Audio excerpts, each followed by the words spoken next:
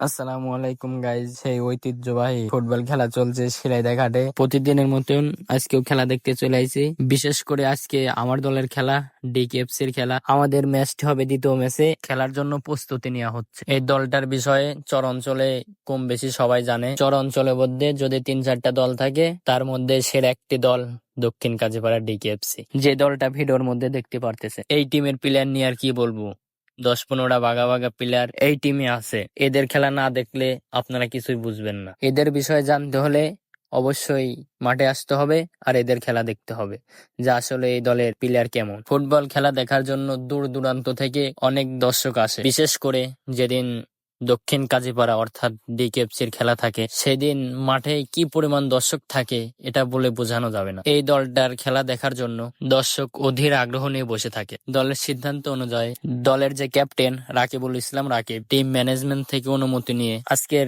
ম্যাচের ক্যাপ্টেনের দায়িত্ব পালন করবে মিরাজ ভাই। তিনি ঠান্ডা মাথার খুবই ভালো একজন ডিফেন্ডার। এই দলে অনেক ভালো ভালো অভিজ্ঞ প্লেয়ার আছে, তার মধ্যে রবি ভাই একজন সিনিয়র অভিজ্ঞ প্লেয়ার হিসাবে দলের খেলোয়াড়দের জন্য খুব ভালো নির্দেশনা দেয়। খেলার শুরু থেকে শেষ পর্যন্ত সে খুব ভালোভাবে দায়িত্ব পালন করে থাকে। আরেকটা প্লেয়ারের কথা না বললেই নয়, সে হচ্ছে এই দলের পানভোমরা। ছোট্ট প্লেয়ার হিসাবে হাজার হাজার দর্শকের মন জয় করে নিয়েছে। সে আর কেউ নয়, 7 নম্বর জার্সি পরিহিত সেই খেলোয়াড়টি হচ্ছে ইমন।